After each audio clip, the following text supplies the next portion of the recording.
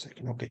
So, so magnesium actually is a multi-dimensional uh, medication, and it's of great help to anesthetist. So, how many of anyone who is using magnesium like regularly in his in his or her practice? Any words?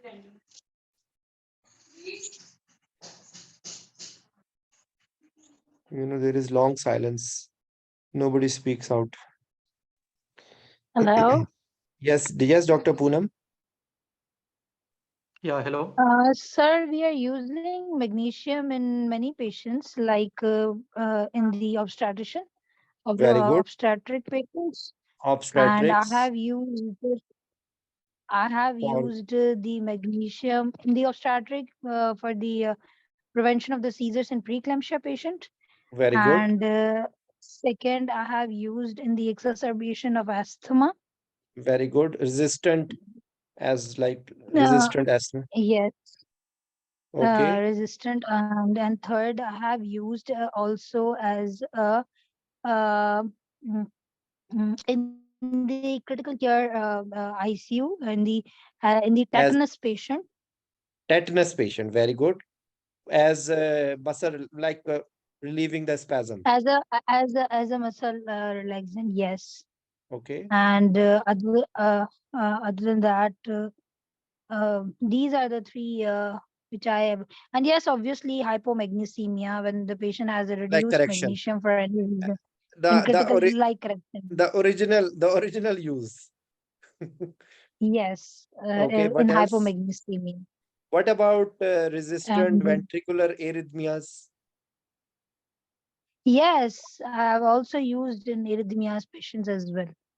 Like what is the main Not exactly the Torsade D points, not exactly the Torsade D points, but yes, when I ventricular found tachycardia? arrhythmias in the patient's ventricular tachycardia, I've used magnesium in these patients as well. Okay. And But yes, in cardiac thoracic patients, when the patient come off from on the cardiopulmonary bypass, we okay. usually give a lidocaine and magnesium sulfate Very as good. again as an antiarrhythmic to help out. Okay. And what about cardiac arrest? Uh, Cardiac arrest. Like resistant causes Uh, of cardiac arrest, nothing is. So you also try magnesium. Okay. Uh, okay. okay. But actually, whatever you have chalked out, uh, you have not chalked out the point for which actually I am discussing it today, because that is as a part of opioid-free anesthesia protocol. Okay. So actually, magnesium Okay. sulfate as analgesic. Okay. Okay. So the same purpose for which actually lidocaine is being used, and like you can say dexmedetomidine and ketamine. Okay. So actually, I was during the surgery, can the patient tell that I am heavy feeling pain?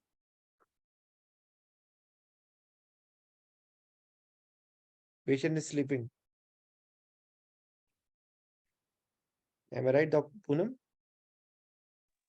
Sir, patient, yes, with the help of hemodynamics, we can identify the patient Yeah. is Like having if anyone can, experiencing pain. yes, if you can recall the definition of pain. It is an unpleasant sensation, Mhm. and that is related to damage or experience. Yeah, what is the Unpleasant society? sensory. Yes,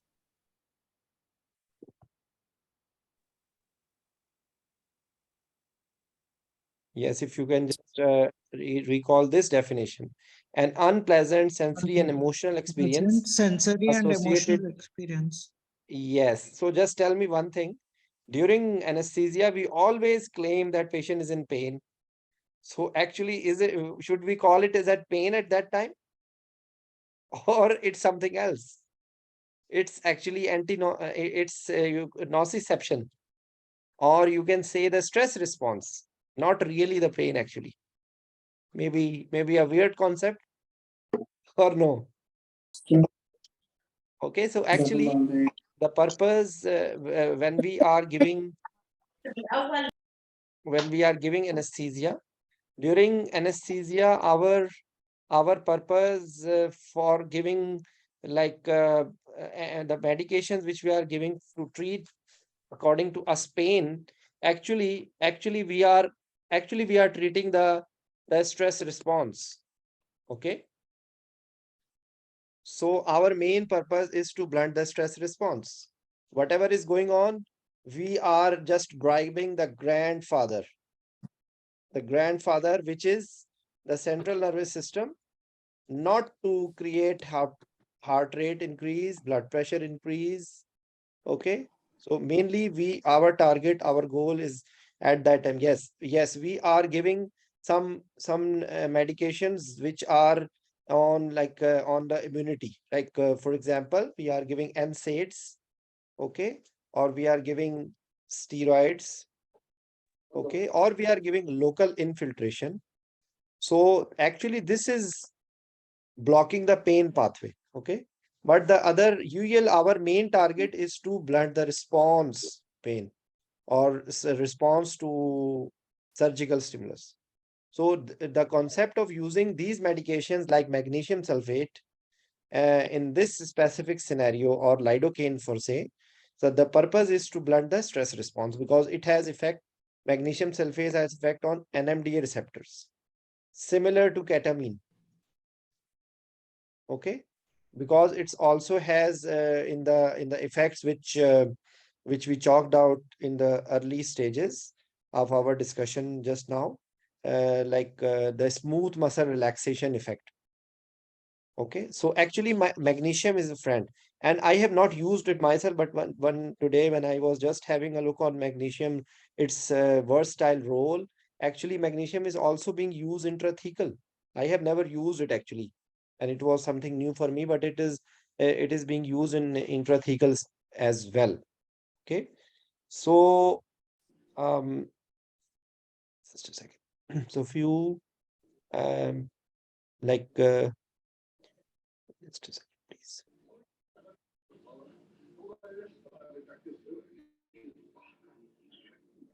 Okay, so magnesium has that many processes are dependent on magnesium, including the production and functioning of ATP. Okay, so it is one of the most important ions. It acts as a natural calcium antagonist. High extracellular magnesium leads to an increase in intracellular magnesium, which in turn inhibits calcium influx through voltage-dependent calcium channels. It is this non-competitive inhibition that appears to mediate many of its effects. It competes with calcium for binding sites on sarcoplasmic reticulum, thereby inhibiting its release. It acts as physiological NMDA receptor antagonist. Okay, so it is calcium antagonist. So it is one of the factor for smooth muscle relaxation in that way. Okay, and it is also NMDA receptor antagonist, which is its role in like analgesia, which I was telling. High concentration inhibit both presynaptic release of acetylcholine as well as post-junctional potentials. Magnesium has anti-adrenergic action. Release at all synaptic junctions is decreased, and it inhibits catecholamine release. So that is also what we are focusing on, that our aim is to keep the patient without tachycardia, without raise in blood pressure, because it will lead to unwanted effects, increase myocardial oxygen demand supply, disturb oxygen demand supply ratio, increase demand. So heart rate is the factor which you are trying to control.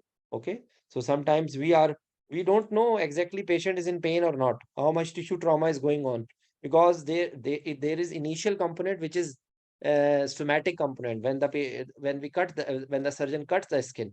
But after that, once they reach the viscera or anything like that, unless it is like orthopedic surgery in which constantly they are dealing with the bone, and actually they are having the stimulus through the osteotomes and like things like that. But usually if you are talking about abdominal surgery, for example, usually if even if they are cutting the viscera, there is no pain. It is because of the stretch. in the form of like mesentery stretch or visceral component of like our pain response. Okay, so again, my focus is on the same point, that we are actually focusing on the we are thinking that we are treating pain, but actually we are treating the response to the pain. Okay, and whenever there is tissue trauma, there is inflammation. So that's why people, unless there is a strong contraindication, NSAID should be the part of the main part of the management, because you cannot actually the thing which will relieve the actual tissue trauma will be some anti-inflammatory medication. Okay, so that will be then done by dexamethasone or NSAIDs. Even paracetamol is not among that group which has any anti-inflammatory effects. Okay, so that was my main point which I wanted to tell. Among those things which we discuss, also actually we missed this one of the factor, tocolicate. It also has tocolicate effect. If you are using magnesium, there will be prolongation of anesthetic like muscle relaxant effect. So this is, and if we are giving some other like antihypertensive, so their effect may be also pronounced. So whenever we are using it, as it is mentioned here, you can see that it is decreasing the cardiac conduction and decreasing the myocardial contractile force. So it also has some negative inotropic effect. That's why we are using it as to suppress the response to a number of stimuli which is going on during surgery. Okay, so this is the important thing which you should never forget. Okay, any comments up till now? Because rest of the things you all know how much should be the levels. Just simple common things. If you want to start magnesium, what should be the um, uh, prerequisites? Can anyone tell? If you want to start magnesium therapy in a patient, what should be in your consideration before giving magnesium? Urine output. Very good. Urine output. Why urine output is important?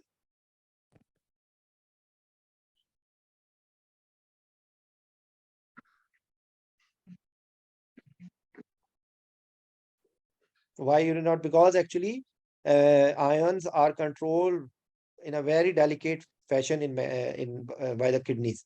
So if patient is not passing the urine, magnesium levels can go crazy, and it can cause toxicity. So toxicity will be in the peripheral muscle group, so in the form of deep tendon reflexes.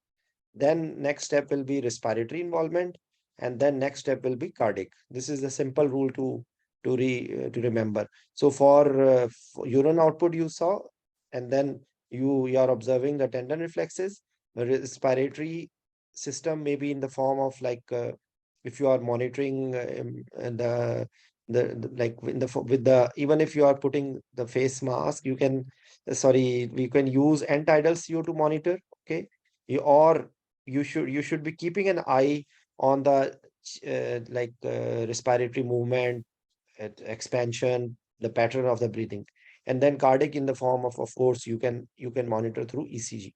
So these will be the things which you should be monitoring. And if you are using under anesthesia, of course you should be monitoring the neuromuscular status by nerve stimulator, because if you are using magnesium, then you might need to decrease the maintenance doses of magnesium as a muscle relaxant. Okay, maybe delayed recovery may be delayed if you are not taking care of it. Okay, of course, because we are in a setup when you have rocuronium, you don't care because you will reverse it with sucamadex. But actually, uh, for understanding, you have to monitor uh, the neuromuscular status. Okay, by the nerve stimulator. The Okay, so actually, this is another confusing thing which you all should know, that the millimole is the SI unit. Okay, but in different hospitals, different units will be. In Pakistan, I'm not sure about India, but in Pakistan, usually we find the report in milligram per DL. Okay, so you should be knowing that usually it will be the millimole will be the least number, and then double will be milliequivalent, and double will be milligram per dl. This is a rough estimate which I can recall. But you should be knowing the local practice, the local units which you are there. But if you are talking in a in a standard forum, you should talk in SI unit. Okay, because if you don't remember, maybe in the MCQ you can miss. If you don't know the unit, you can easily do a mistake. So that will be the normal blood level, the therapeutic level around this one, and then respiratory paralysis occur at 15, and then around 25 it causes the cardiac arrest. And it also crosses the placenta. So if you are using in a pregnant patient, you can expect these things in the baby, okay, in the neonate. So we are using it for preeclampsia, eclampsia, because this is not my topic for discussion, but we are using it, and then we monitor the same. The basic principle will be the same whenever you are using magnesium. Okay. So like you should be considering like you should be having the main effects which it is it's doing also, otherwise you will be in trouble. Okay, so as so this is also another one. It is also being used to prevent cerebral vasospasm as a prevention of after subarachnoid hemorrhage, the cerebral vasospasm. Asthma, we told, analgesia. This is something new for me. Yes, laxative and antacid. It's being also has laxative and antacid effect, or mainly if it is using, I think, when if you are using orally. Okay, so you just have a look. Anything which we missed? Antiarrhythmic property, reducing pulmonary and peripheral vascular tone, dose dependent presynaptic inhibition of it. This I think we have already mentioned. uh, Clotting cascade inhibitor as a calcium inhibitor. So this also is one of the important factor, because it will be important because whenever there is a stress response, there is hypercoagulable state in with as a like as a part of the stress response whenever there is a stress. So it is also helping in that. So reduces thromboxane synthesis, resulting in less platelet aggregation. So that is another helping activity of magnesium sulfate. And all of it, because there are two things. Because I am like you, I am a great advocate of the protocols which we are all over the world. Every now because IRAS started with the colorectal surgery, enhanced recovery after surgery. So actually, these all things are coming together. IRAS protocol, also opioid sparing or opioid-free anesthesia, and atypical ways of control the stress response with things other than opioids. So paracetamol, it will be a combination of paracetamol, NSAID, ketamine, dexmedetomidine, lidocaine, magnesium. You can have a combination. Of course, there will be certain contraindication in which you will not be using them. And it is not like opening any like in normal routine, we just open a gas and then we also sleep with the gas. So this anesthesia will not be like that. Like if you are using, for example, dexmedetomidine, and if you don't use it properly, patient will have severe bradycardia, and patient will not wake up in time. So if you want to use it, you have to understand that all these medications, the result will be the reduced requirement of other anesthetics. So if you are giving all these medications and also that you are keeping a very high dial concentration of inhalational agent, you will end up in a big problem, because all these medications will reduce the MAC requirement. The requirement of anesthesia overall will be reduced. So if you don't manage the things wisely, you don't consider all these factors, you will be in trouble. So that's why you should have a clear concept of what you are doing. Okay, so these are the things. I think that's what I wanted to tell. The therapeutic uses, replacement of losses, antiarrhythmic, Torsades, cardiopulmonary bypass, as Poonam told in the start, often blood pressure swings in pheochromocytoma. Okay, this is also that at par in addition to the like phentolamine and all other medication nitroprusside we are using. This will be helping. Okay, acute severe bronchospasm, often the pressor response to laryngoscopy and extubation. Okay, prevention and treatment of eclampsia, tetanus. Uh, so that's it. Actually, I will share. I just keep open a number of sources and I share them, but you don't need to read each and everything. You can just find out something extra. Okay, different. I think these are uh, okay. You see, this is something extra. The recent studies suggest the role of magnesium sulfate as an adjunct to local anesthetics in spinal anesthesia in different doses. First, prospective, this they will be telling. I've actually, by the way, I have not used it. Gradually, in with passage of time, I have used like lidocaine for some time. I have used ketamine with this purpose, and these days my darling is dexmedetomidine. I'm using a lot. So maybe in future I will also try to use magnesium sulfate, and then I can be in a better position. But I because I'm just I was just trying to cover all these like a few days ago we did lidocaine. Before that we had a discussion of opioid-free anesthesia. We I had discussed ERAS before, but I in coming days I will discuss ERAS, enhanced recovery after surgery, in following days. You see, you can say here that intrathecal magnesium sulfate to bupivacaine on the quality, and of course the basic principle is that either it should be preservative free or something that if the preservative being used in that medication can be given safely, because this is of course not written in open books. Usually only write that it should be preservative free, but there are some preservative which can cause harm, and there are some preservative which will not cause harm. Okay, so but you should be very careful about using these things. Okay. Mm, so that's it. Any comments? Anything you want to add on? You know, when there is silence, I feel as if nobody's listening or nobody's understanding. If there will be some comments, Zishan, Poonam, any you had very nicely. Yes, Zishan, you want to add on something? Yes, Alaikum, sir. Nisar, I just wanted to even confirm from all of you guys that I've seen cardiac anesthetists use magnesium sulfate during cardiac surgeries. They say that Mm, if they are continuously giving it in a small amount, they say mm, that it will act as an antiarrhythmic and it mm. will stabilize the membranes and everything. So, what is everyone's experience in it? Yes, it's a good point. Actually, you know, I tell you something.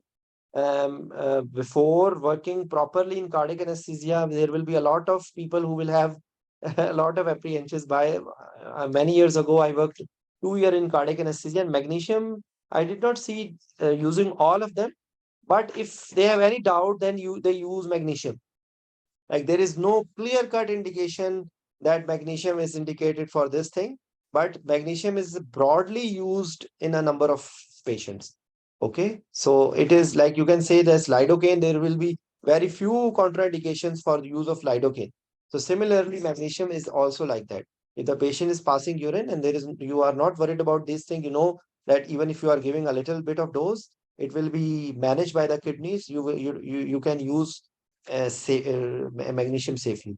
Okay, so usually they have whatever they are using either in cardiac surgery or any other surgery. There will be studies specifically for that procedures, but usually the stress response is there in almost all surgery, less or more. Okay, but usually they are talking the stress response mainly in like abdominal surgeries and things like that. Because in the other surgery, like I give you example of orthopedic surgery, there will be more tissue trauma, which is causing more of somatic component of pain.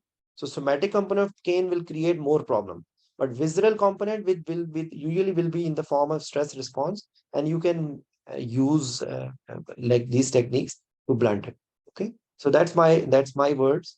And Poonam, you had initiated the discussion. So like any queries or anything, because you told almost all the points. Some of the points I have just added to what you from where we started. Okay. Yes, sir. Thank you so much. It's really a nice revision, and I appreciate if you share Um, this content. All of this content, Sir, yes, please, Azhar. Who's there? Randhir. sir, Yes, Randhir, sir. yes, please. So when we were doing cardiac surgeries in our institutes, we used Yes. to regularly use magnesium sulfate. As a protocol, we used to give um, uh, antihistaminics plus magnesium plus deriphyllin when the patient was coming off pump What is the third for medication you told? membrane. What is again, please, can you Derip- say repeat? Magnesium, then Sir, magnesium and antihistamine, sir, like um you will have chlorpheniramine chlorpheniramine. maleate plus Okay, I H2 understand. blockers, Okay, H2 blockers plus theophylline, acebrophylline, sir. Acebrophylline okay, and theophylline combination. I do not know okay. if you have a And this is combination as a with brand. We call okay. This is, are you protecting with reference to the reversal of the heparin? no, sir. No, Then. and we give it when we are coming off pump, sir. Mhm, Protamine, as you know, has histamine release as well. mhm, So to after we give protamine, we just to avoid histamine release as well as due to the pump and everything, we routinely give these drugs. mhm, And magnesium for membrane stabilization and antiarrhythmic property as well. mhm, Otherwise, for when I was in an onco center, uh, we gave it for every case. Every mhm, case, we used to give up 0.05 mg per kg dosage. Uh, mhm, like it used to decrease the even though they used to have a GA plus regional anesthesia technique for every case, mhm, we used to give magnesium as well to decrease the opioids as well as mhm. other analgesics as well. Yes, It sure. greatly reduced other analgesics, and mostly since it they were even though we used to do breast surgeries and we never used to give any type of muscle relaxant because it is a superficial surgery, because it was done under only we never used to intubate. We used to use a supraglottic airway for the surgery, so Mhm. we never used to give a skeletal muscle relaxant. Still to decrease the pain, we used to give magnesium Very good. 0.05 Well, mg yes, per kg, actually, sir. the dose will be titrated according to the response. Okay. So maybe we can Yeah, always start with a lower dose, and because low dose can be augmented by a high dose, but high dose we cannot pull out from the blood. Am I right? So that's why yeah, yes, sir. always titrated, the concept of So, titrated so doses. what is the lowest dose you would? What is the lowest dose that you would suggest, sir? Maybe 500 milligram.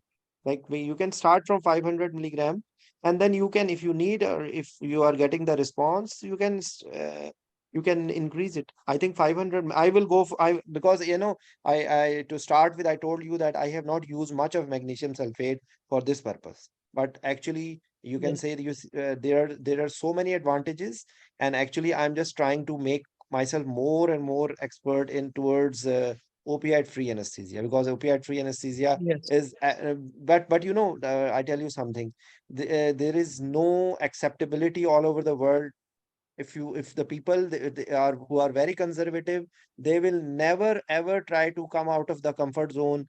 100 mics of fentanyl, 200 milligram of propofol, 50 milligram of rocuronium, intubation, and then they are again giving another dose of fentanyl, and they are using paracetamol and said at the end of the surgery. Even sometimes they are not using NSAID, and they are repeated doses of fentanyl. This is the traditional way of giving anesthesia, even in like very good hospitals in Saudi Arabia. Okay, but if you want to Yes, do something fancy, first of all, you should have a very clear concept. Okay, number one, and number two, yes, sir. then gradually, with passage of time, you can convince people around you that this is another way of giving a very good anesthesia, because the Ah, result actually matters. Am I right? So this is because yes, cardiac sir. anesthetist or cardiac surgeons, they are familiar with these medications, but the other surgeons, they don't know. Yes, They don't know anything. So it is yes. very difficult sometimes Mm. for you even to convince the people around you, because they, even technicians, if you will be asking something extra, they will be looking at you. They will be opening like, I'm not using, I'm just trying to avoid as much opioid as possible. Okay, or if for example I'm using opioid, I use morphine, the grandfather. You don't need babies if you have a very good very active grandfather. So whenever if you want to give an opioid, the opioid is morphine, and I give it. If sometime I want to use opioid, I use at the induction, I give a complete dose of morphine, so that the whole then I will not be worried that I have to give fentanyl every half an hour, because fentanyl is a crazy medication. Fentanyl does not remain in the circulation. It's highly lipid soluble, and it will come out of the circulation whatever dose you give. Yes, maybe in cardiac surgery for stenotomy you need a lot of dose, or maybe for other surgery maybe 50 mics or 100 mics will be enough. So actually the point is that if you want to use fentanyl alone, you should be giving it in the infusion. After giving an initial dose, you should continue infusion if you want to use fentanyl as a sole analgesic, for example. Okay, but unfortunately people don't, majority people don't do like this. So that's my point of view. I tried, that's why I Yes, was, because every time I was used to giving it, and then I was suffering heart rate, tachycardia. Since I have started this new techniques in maybe 2 to 3 years, believe me, the heart rate remains copy paste. The heart rate does not rise at all. And actually, sometimes when you are using dexmedetomidine, you need to have some help from glycopyrrolate. So, so actually, you are controlling the things very nicely. The patient will tell. The surgical field will tell you that patient is stable. The recovery profile will be telling you the patient is comfortable, because opioids, when you are using, the problem that opioid can also this dexmedetomidine, people will say patient will be sleepy, but remember one thing, patient will be sleepy, but patient will breathing very nicely. If even if you have not, if you have used a little more of dexmedetomidine, for example, so the pattern will be not harmful for the patient. So, but of course, if you use it with a tact, you can even avoid these things. So maybe you can say, if I have given a dexmedetomidine to, for example, 100 patients, so maybe I faced 1 or 2 times delayed awakening. So that is what I face. And actually, yes, it's a reality. If you use dexmedetomidine crazy, uh, uh, patient will not wake up. So you have to titrate according to the situation, and there is no fixed dose. Like, in my opinion, there is no fixed dose. Similarly, magnesium sulfate is a very benign drug.